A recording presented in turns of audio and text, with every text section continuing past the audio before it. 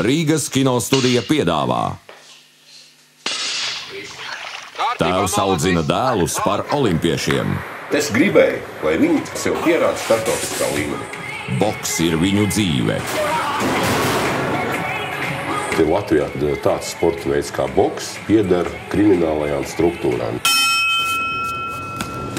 Tagad tu neto samaksāji savu naudiņu, tu nevarot startēt zem brāļa karogas.